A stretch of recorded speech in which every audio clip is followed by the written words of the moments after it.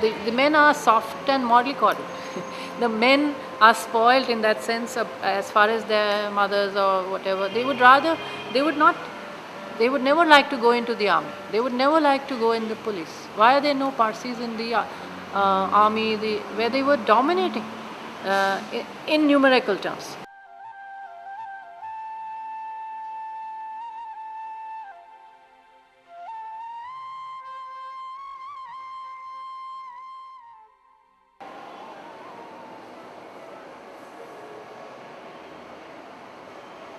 Essentially, lawyers, doctors, other professionals, businessmen come here and sit down on that common table for lunch together. About today, the number has come down to about 30, 40. It used to be larger also once upon a time.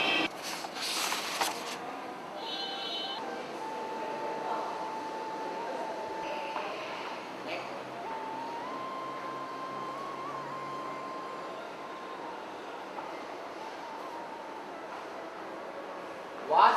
Yes.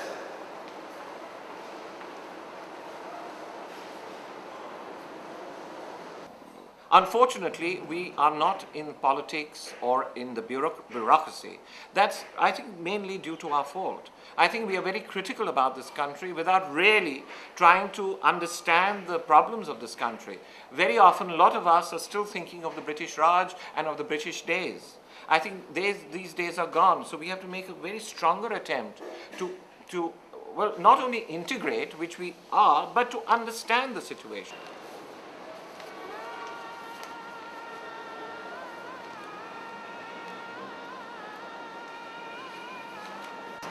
There are no men entering the administrative services, there are women in the services who have all interestingly married non-Parsis or are not married.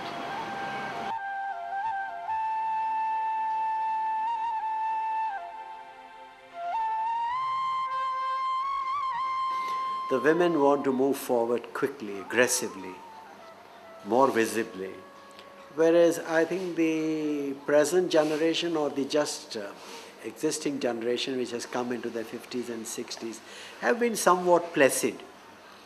And as a very eminent management consultant once told us that you Parsis have lost fire in your belly.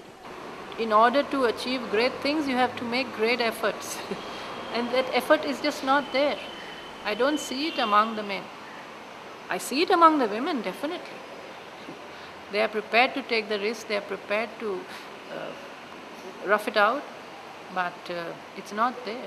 And most disturbing thing today, as far as the community is concerned, is this lack of enterprise and entrepreneurship and the lack of wanting to take risks and to live in discomfort. Reached a consensus on still fresh fruit flavors. I love mixed fruit jam. I love marmalade. Oh, I see. Pineapple and strawberry. I love my mommy. Of course, we all do. My turn. Listen to You're never too old for Sil. Well, according to a lot of people, yes, the Parsi man is considered a little mollycoddled and like weak maybe, but not all. Of course, there are a few of us who sort of like rant and rave and stand up for what we believe and what we think is our truth, which is actually a general truth.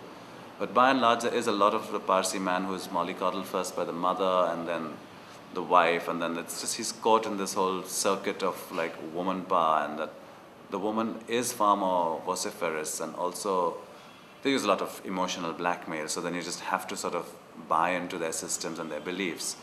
But it's not necessary that you have to, because I still have to stand up to my mother even now, and like she says, oh, wear longer pants, or something like that, and I'll go like, no, I'm wearing this is my nice new ones and I like them. It's a known fact that a lot of Parsi males remain unmarried, so it's difficult for them to produce and carry on the lineage, if that is important.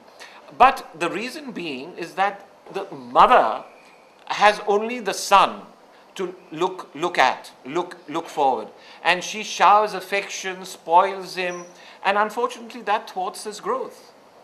And I think it's a fact that a lot of Parsi males are either effeminate, either definitely single, maybe a lot of them are gay, whether one likes it or not. And it is coming out with sociological studies, psychoanalytic reports, that that is so. It is also, I think, we do love our peace, we do love our quietude, we love our sort of harmony, whether it's at home or in society. I guess that's also probably why the Parsi is easy to get along with, because he'll say yeah to everybody, and just to hush them up and to keep them sort of rolling on so that they don't have to have a fight or an accostation, or what do you want to call it, sort of an argument, because an argument normally lands up in unpleasantness and like heated words flying around and abuse, and here instead we just laugh it off and like get on with our way.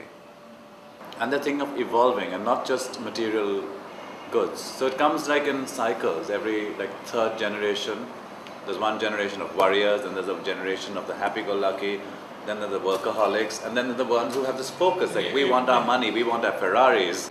As I'm saying, besides having a strong Parsi mother and the father being absent, mainly doing their business, making a name for themselves, the Indian male, the son, and generally the eldest son, turns out to be either effeminate or not able to cope with the rest of life. This is compounded by the fact that there's a lot of inbreeding, and that brings about certain genetical and hormonal changes.